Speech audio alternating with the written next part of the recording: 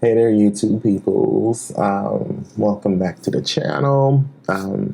Forgive me, I am sick and I'm not feeling not even 40%. However, this is going to be part 2 or maybe even part 3 of my review regarding 90 Day Fiancé, Season 12, Episode 4, Forsaking All Others. And specifically, we're going to be going into my thoughts, my many thoughts about Debby and Mido in this video. So, of course, this is Socially Single. Welcome to the channel. I am V, and I have many thoughts that I need to share with you all because I want to read you all yours downtown in the comments section.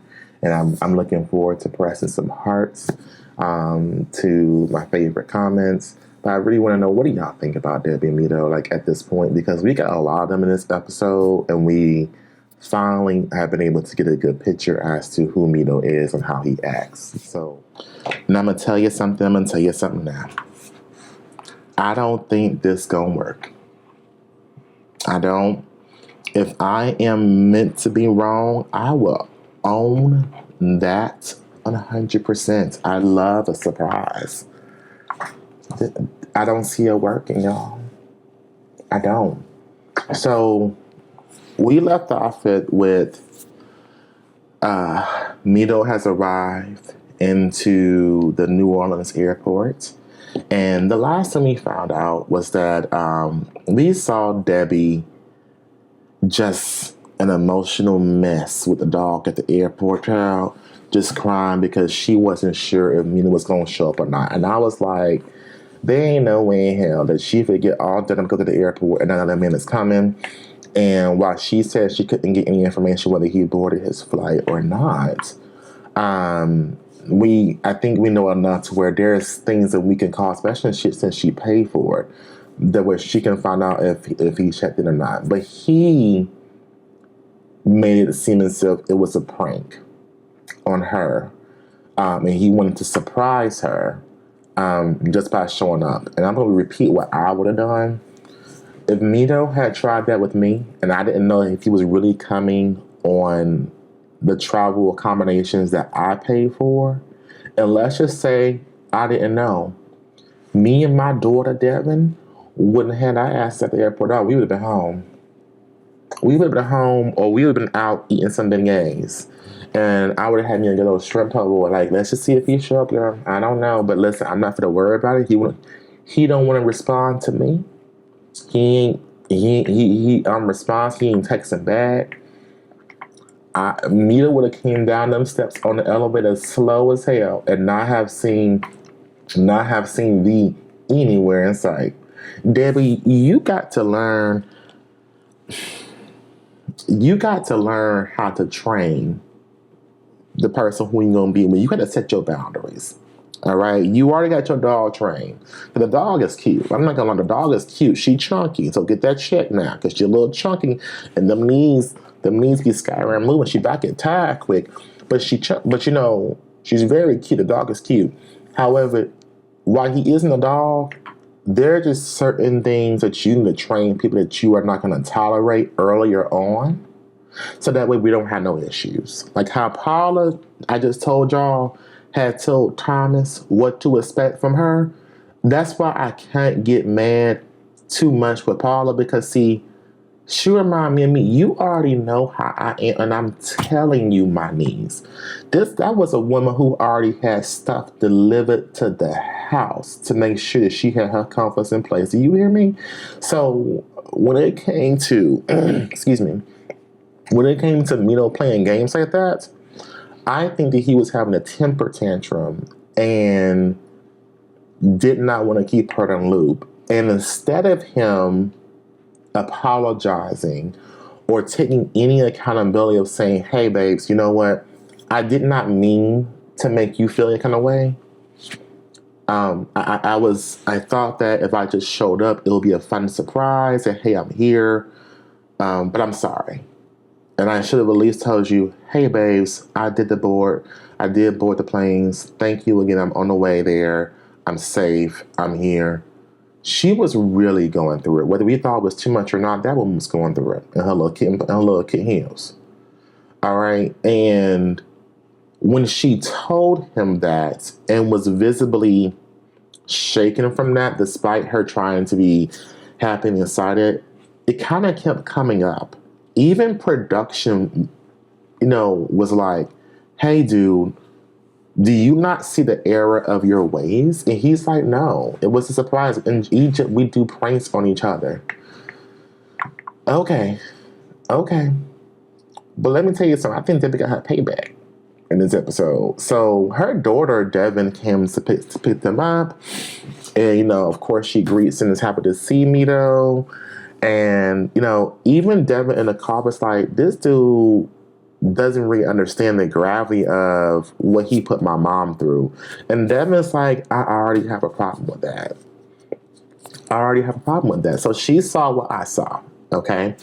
Now, we start to get this idea with Mido that is he just jovial or does he just play a lot? Because he has a very carefree, or he tries to pretend that he has a very lighthearted nature about things, especially with Debby. And so we're getting a lot of him kind of joking around or, having high inflections. I think there's a lot of nervous energy, in my opinion, that I'm seeing from Mido. And so we're starting to kind of see who Mido is as a person. And we get to this house, and of course, Debby has a cute little one-bedroom apartment that is very appropriate for a 54-year-old woman. She is a small space. We found out that Devin used to live in Journey. Not in Journey. Oh my gosh, she is not for the group Journey. She used to live in Germany and has been staying with her mom the past few months. And so she stays on the couch, and of course, Debby and Mido would be in the room. Now, it's a small space, and Debby is like, I really, I it's been just me. I haven't lived with a man in over 20 years, and Debby says she ain't had none in 10. Now, Debby, your friend said she a slut, so I don't know. You keep slut bucket friends. Like I said, I like her friend. So I don't know how true it is, but you maybe you the designated driver half the time. But she said she ain't had none, and so that's partly why she's okay as someone who doesn't put sex first when it comes to getting to know somebody and all that other kind of stuff. She seems to be probably more of a sapiosexual, someone who is more interested in building a bond and having more personal connection with them that would lead to intimacy versus leading with intimacy first and then developing the bond later. So that's probably why she's okay with the quirks and the childlike nature, I guess, of good old virginal Mido. And so we find out that Debby has an egg collection, which it's been a long time, y'all. And my grandparents have been deceased now for probably a good 6-7 years. Was from when the first one died to about 3 years ago. I lost the last grandparent. And I haven't seen hate to say it, no good old folks collections. Because you know how old folks used to be collecting the dolls, or they be collecting hats, or plates, and plastic on the furniture, and you can't eat off a certain dish unless you have guests. And you sit here thinking, I'm grown now. Like, I am the guest. So we should be able to, I don't know, eat off the dish. And so, me seeing the egg collection was so cute, and it to me it is so appropriate for who Debby is. I think the egg collection is absolutely beautiful. I think she is right. It is rather intricate. The details. I'm putting some pictures up to show just some of what we saw, and she has as displayed. I love that. I do. Debby just seems to be so authentically into who she is, and so. They get to the bedroom, and obviously he's a bit tired because he's been traveling. So they're going to be soon be preparing for bed. Now, we're in the bedroom, and not yet have I heard Mido be like, hey, Debbie, thank you. I'm just so happy to be here with you. And for somebody who proclaims to be this actor, even if he's not genuine and authentic about the situation, he's not even trying to act like he is. Like, he is just like, and he's really acting extremely entitled to everything. And I don't know why. Because, dude, you're not that cute. Like, if you look at Mido's teeth, only the first 4 teeth right here are white. The rest of them are yellow. And I'm not understanding, why do you have 2 different shades showing your top row teeth? Like, I don't get it. Why isn't your curls and your hair more done and looking more presentable and more defined if you're just so into your aesthetics and you're posting on social media all day long? Like, don't come acting like you're more than what you are, because you're doing the most. So, Mido annoys me, if you can't tell. Now we get into where production confirms with Mido, hey, are you really a virgin? He's like, yeah, I'm a virgin. And I did do some research, y'all. So apparently in Egypt, it is taboo for premarital sex to be a thing. Unlike here in the States, it is not just shameful for women, but it's also something that even amongst, as a man, they really firmly believe in that society, no matter what sect of religion that you might be a part of over there, or even the Muslim culture, that you should not be having any premarital sex beforehand. Now, we're speaking realistically. Does it happen? Sure, right? In fact, in my research, it said that with the younger generation, they are feeling less taboo about it. But in terms of bragging about it and making that something that we're going to just share with the collective, no. So when it comes to getting that anecdotal statistics regarding how common that is, that's hard, because if they're doing it, they're expected to keep it very hidden and do it on a DL. Now, in my opinion, this is me being maybe a silly old American. Mido just gives me, he just gives me a little fruity vibes, okay? I'm just going to go out and say it. And it takes one to know one, okay? And that's the issue I kind of have a little bit with this relationship, because Mido Allwell could be a virgin, and his hands and his groin and all that could be untouched by anyone else in the world. And to be fair, the production did ask him, hey, are you concerned about you and Debby even being sexually compatible? Mido outright did say, hey, this is, yes, number one, I am concerned about that. And that is a common problem and concern over there in Egypt, right? Because, of course, him being a virgin, he doesn't have the experience, right? And given the image of how a man is supposed to be there, I'm sure that is a conversation like, hey, if I haven't really had to do it, there could be some feelings of anxiety that comes across it as to how do I do it. And he doesn't give me the same vibes as that guy who was with Tiger Lily from wherever he was from in Turkey, or wherever from, like Adnan, I think it was his name. Remember, Adnan was supposed to be a virgin when he met Tiger Lily. Now, Adnan was absolutely a very handsome man. I don't know if we really believe he was a virgin, but he claims to have been a virgin, and he was 26 years old, and he saved himself for Tiger Lily. And he doesn't have to prove his virginity to me or anyone watching this. It's just interesting to me because we're making this a part of his storyline. However, I am going to digress. I noticed that when they kiss, it is definitely him going, like this. Not literally, but like she kisses him versus him kissing her. And I want to know what that's about. Like, I think that also I said in the culture, so where they're not supposed to like be kissing on lips and all that. But y'all, does this, while there could be truth to the Egyptian culture, And he could be one of the more devout people. Because from my understanding, from my research, over 90% of Egypt still believe very much in what he said and in that part of it.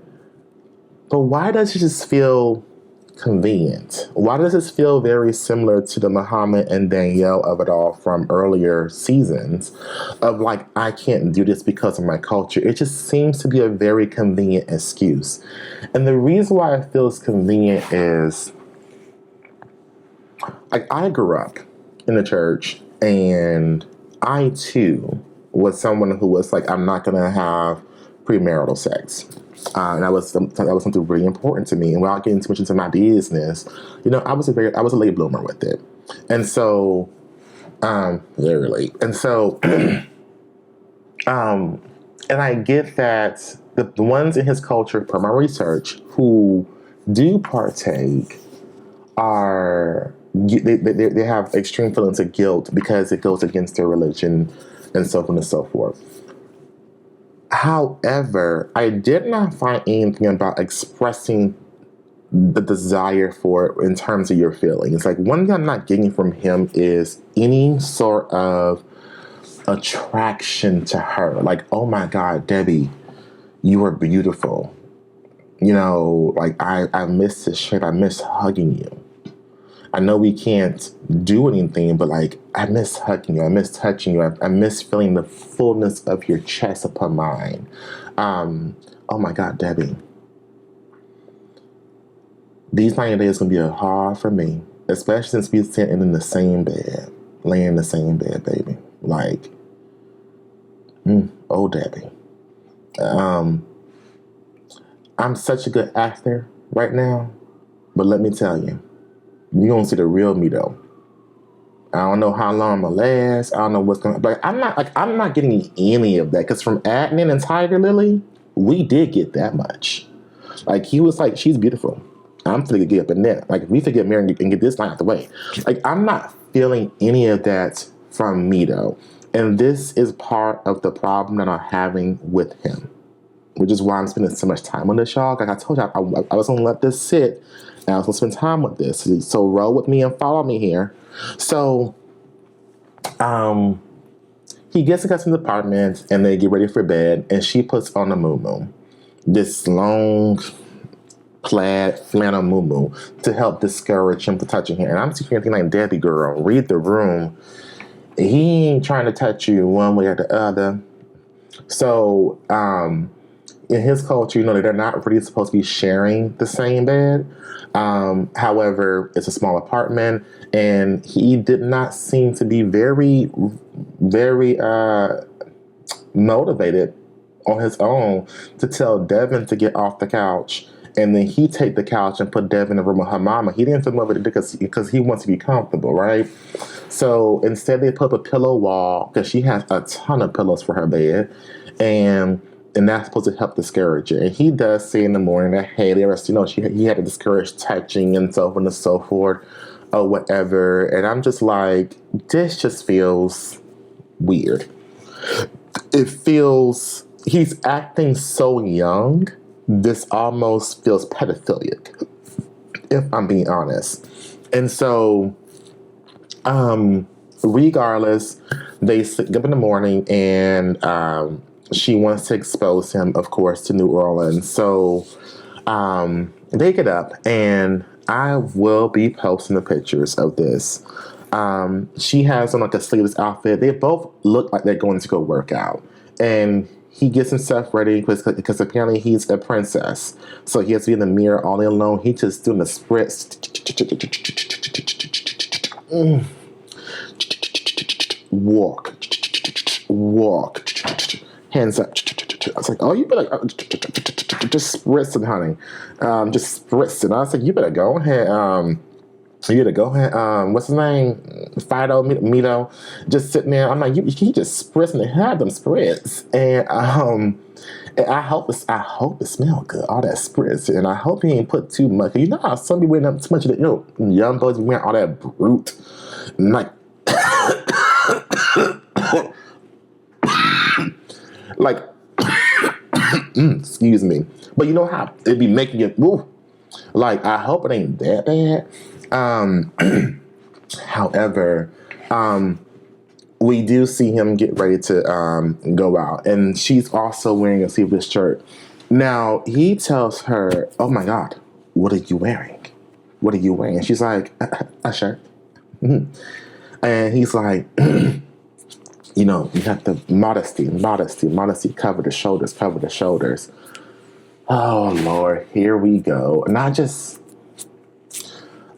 while I respect cultures and all that, my silly American mind, or just my silly mind, let's even put America in there.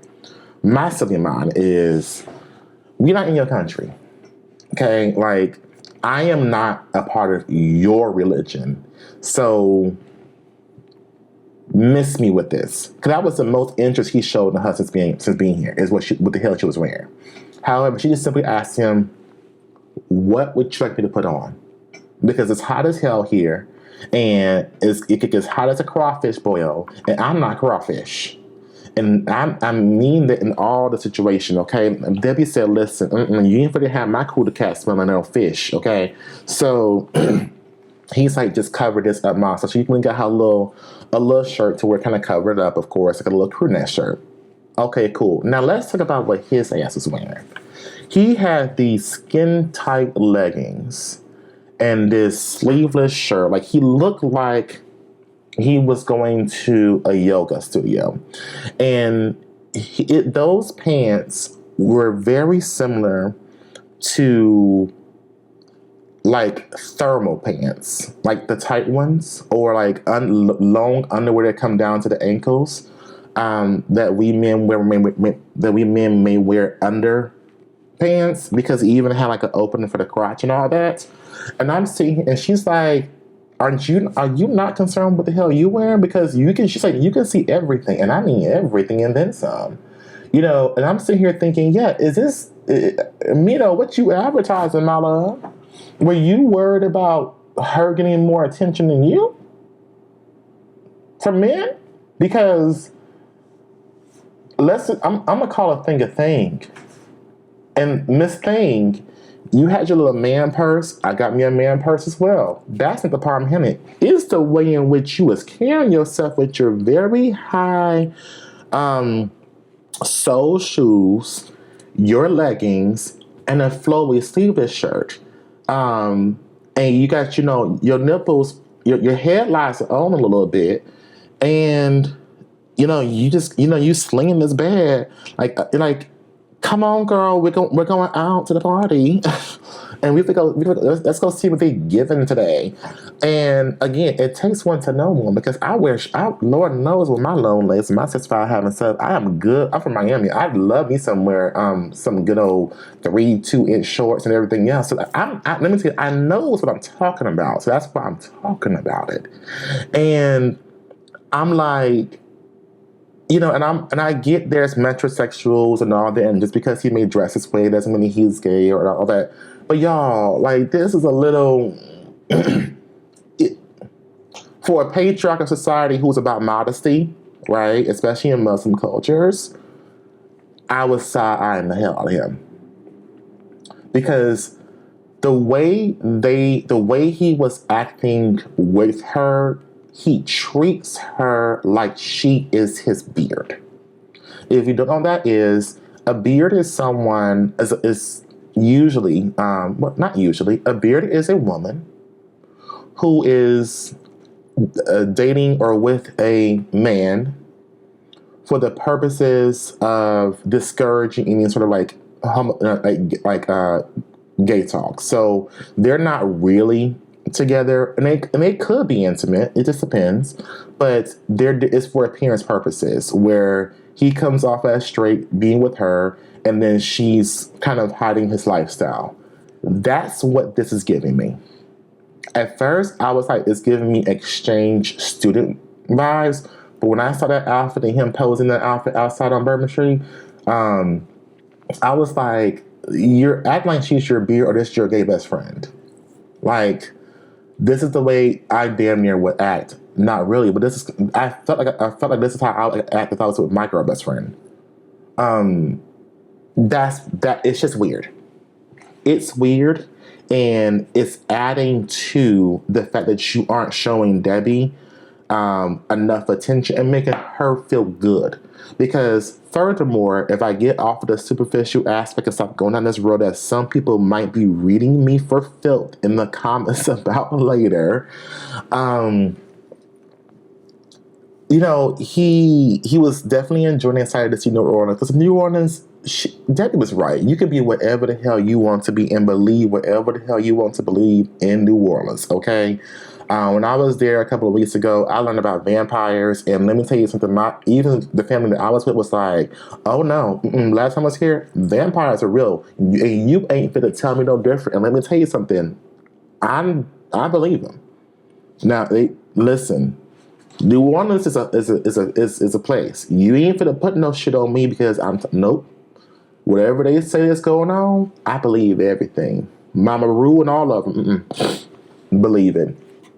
And so, he was just like, so how far away is Hollywood from here? And she's like, days in the car, hours, a lot of hours in the plane. And he's like, well, let's just move to Hollywood. And she's like, and he's like, no, I'm serious. And he talked obnoxiously a lot about his acting career. And really, not even his acting career. He talked a lot about pursuing an acting career and becoming a star, a big star. And so in his mind, you have to go to Hollywood. Little does Mido know, in today's time, and if you were a real actor in the business, well, I definitely understand the global appeal and the overhypeness as relates to New York and LA. You don't know where your acting gig opportunities may come from, given all the filming that is happening, especially from a grassroots standpoint, in so many different places. So I get that, yes, there's a reason to be in Hollywood, but you're not too far from the South Hollywood of Atlanta. You know, you can probably get yourself in a little Tyler Perry movie or something. But that's besides the point. Because the point of me bringing this up is the fact that he kept bringing it up. And even Debby was like, this feels weird. Like, he's not talking about the wedding we have to plan in 90 days. He's not talking about his life with me here. It truly felt like that she was just simply sponsoring him to pursue his career as a 20-year-old in the States to make it big here. This is what it's feeling like. And this is how he is making us feel like it is. And even worse, her. So Debby is trying to keep it cute because he just got here. And she's giving him grace that he is not giving her with his mouth and from what he is saying. And so she doesn't really want to make a scene, right? And I think that she's like, I'm starting to feel like, what is your intentions of being here? And so on and so forth. Debby, you already had this going through your mind before you came, but I get it. This is not really starting to hit you in real time. And so when we start seeing this, he kind of shows like a pretty serious side about this. And I'm like, based off your attitude, you know what? You don't have to stay here in New Orleans. You can go do whatever you want to do without me and my help. Okay? Because if you were so big of an actor and you were so serious about your dreams, in the 41 years that you have been alive on this earth, you would have found a way to get your ass out here to Los Angeles, Hollywood, New York, wherever you thought that you need to go to make your dreams happen and go through all of that. I'm all good for you having dreams, but one thing you could have stopped doing is bringing this up to me when we should be thinking about 90 days and us planning a marriage and us getting together for this. Debby, what is it that you are looking for from Mido? Because he's not giving you an affection. He's not saying what he's being extremely, extremely self-centered and selfish. And it's like that he wants to go off and live his lifestyle. And let me tell you something, Hollywood clearly ain't what you think it is. because you need to be careful about you're willing to do anything to become a big star. Because let me tell you something, you must not have heard the Me Too movement. And it didn't just apply to women. But honestly, you seem you'd be down for the cause. Down on your knees or on your back, laying low and spreading wide to get whatever you're trying to get. And what you're trying to get is at most is an extra in Law and Order. I'm sorry, that comes with too much prestige for you. An extra on a streaming platform that I do not subscribe to. We're going to fast forward a bit because we get to the meat of what happened in their segment this episode. So in the 9 days that he's been there, Debby was like, Debby is doing what Thomas should be doing, okay? Because the apartment that Debby had is small. So Debby was like, there's going to be 3 of us in this apartment plus a dog. So I called my landlord and they were like, we got another place for you. We can go ahead and move you to a different apartment. You a good tenant. And so we ain't got no issue with you, Debby. Debby, you and I are cool. And so they get her a different apartment, a 2-bedroom apartment that's much larger down the street.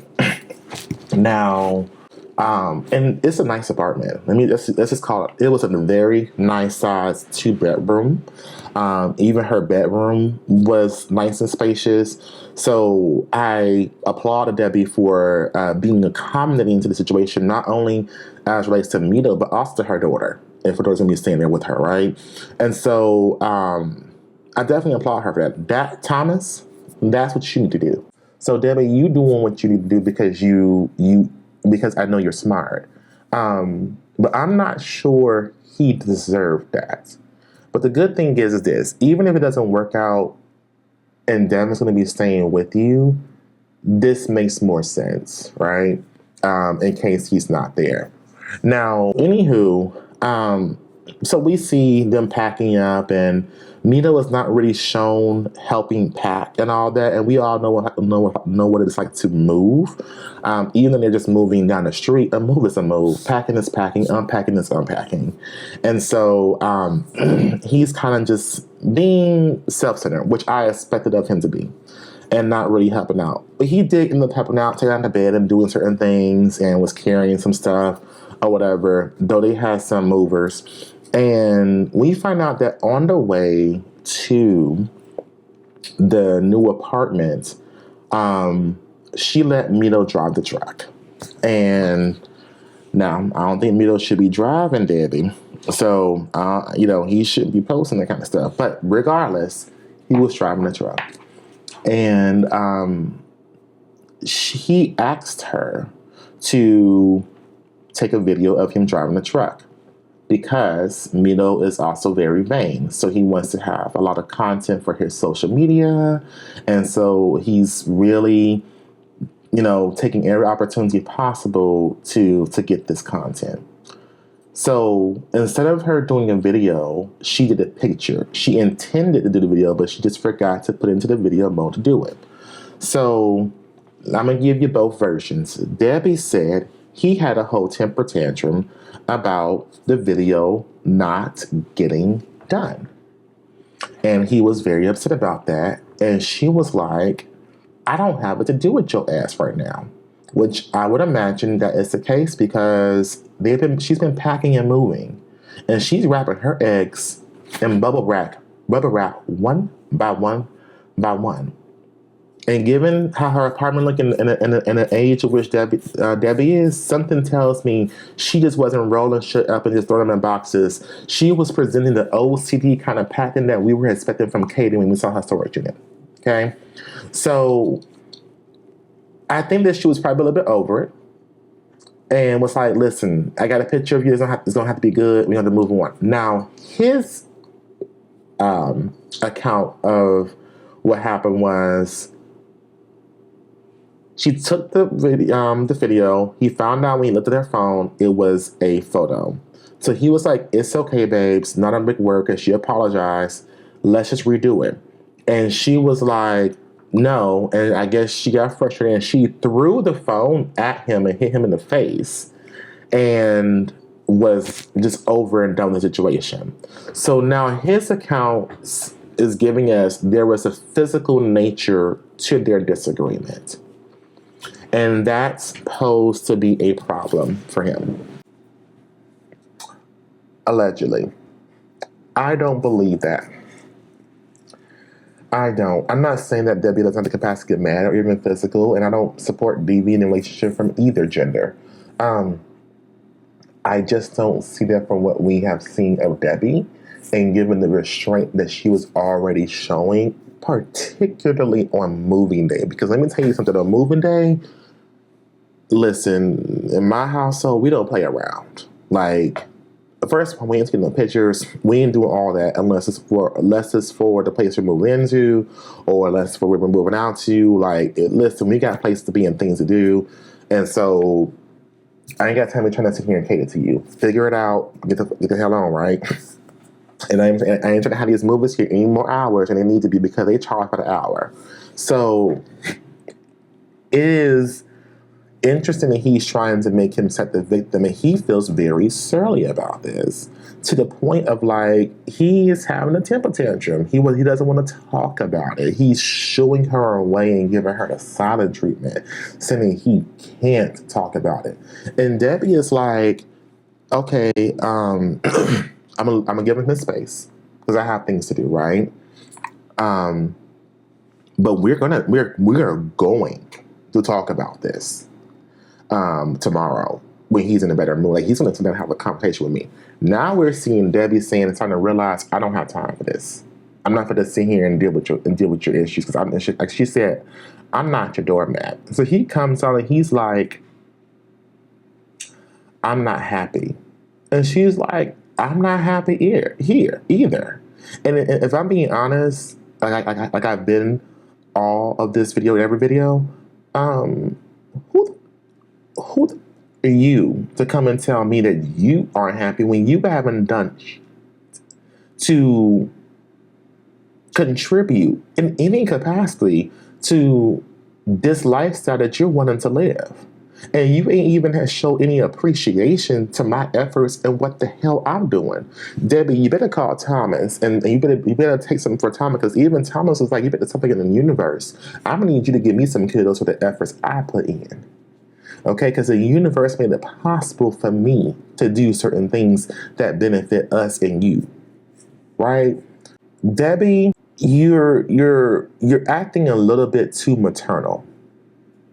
If I can give you any advice, and if you ever see this, it's clear to me that Debbie is someone who's probably an awesome caretaker and maybe even something like a nurturer.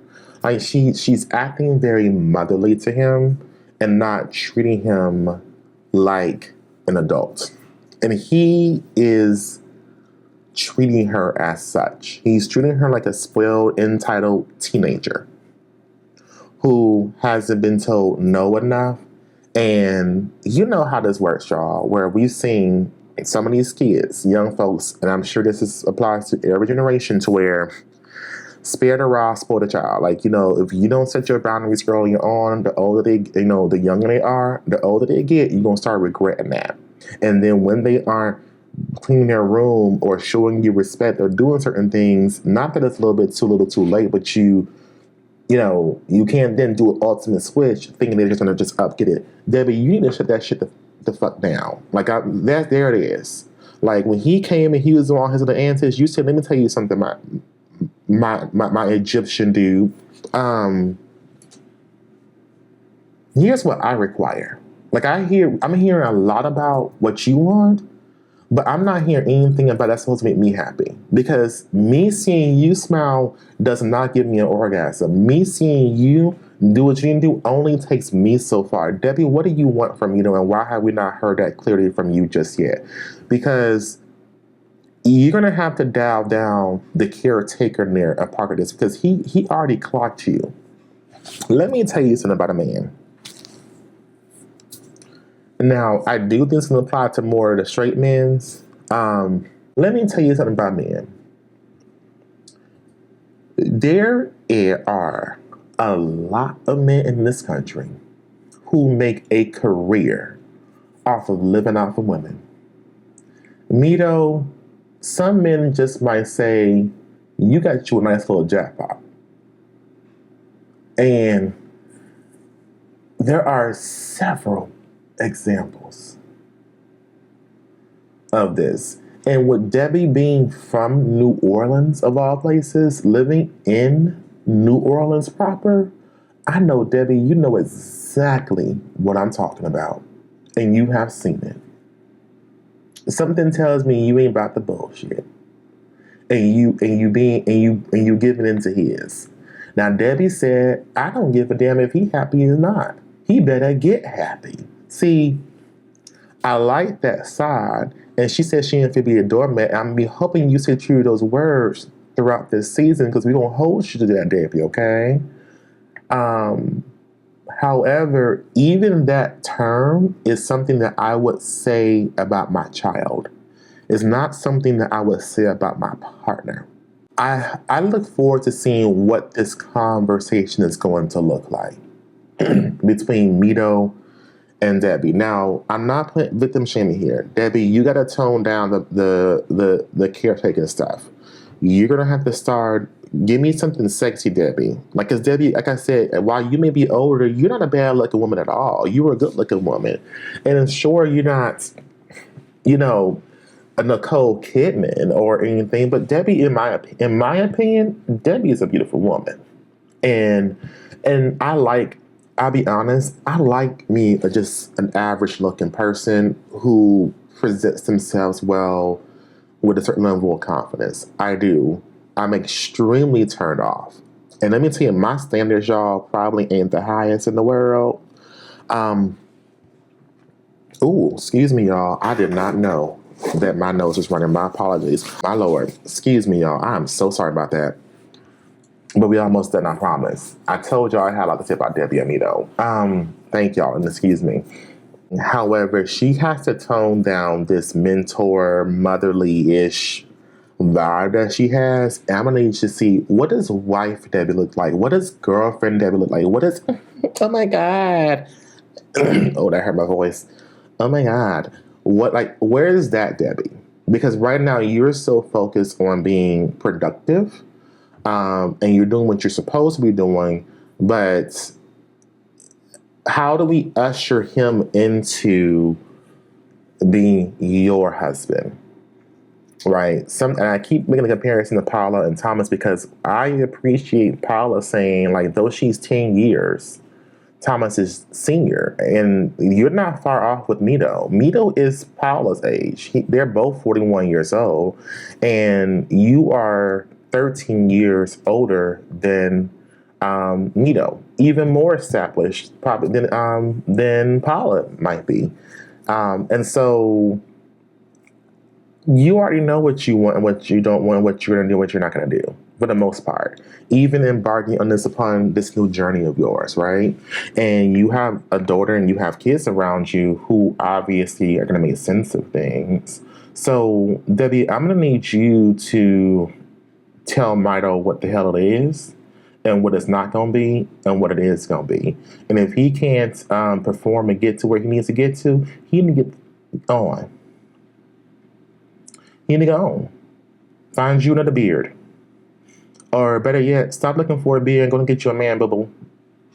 And sling that cootie kitty around. That vagina. Because, I'm telling y'all, I don't know. This is going to be interesting what we see this season from them, because I don't think this gonna work out. Like, not even from a friendship level situation. Like, it's not giving the right vibes. And I don't know if Mido is getting the villain edit from that production, and maybe what we're seeing is not really who he is, but whatever we are seeing and whatever he is doubling down on in his confessionals, with production is really putting him in an extremely bad light.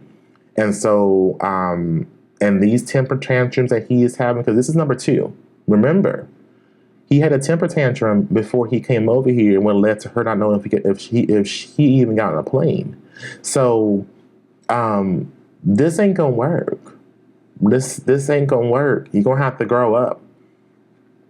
You're gonna have to grow up, and I'm gonna need Debby to if you're trying to be out here and you're really making some concessions, and while you have been accommodating, my love, it's time for you to accommodate yourself and start putting out there what it is that you're looking for and your needs from this man. That's all I got, y'all. I kept y'all out here far too long. My throat is sore as hell. So I am going to let y'all go.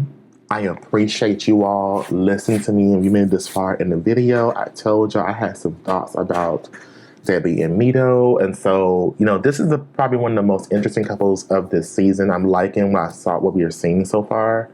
And so we'll take it from there. All right, y'all. I look forward to the comments because I want to know what y'all think. I really do. Y'all know I don't have nobody to talk to. So I'm just talking to y'all. And right now this camera don't talk back. So I look forward to reading y'all's comments, and I'll be seeing you all in the next video. I'm gonna go to bed.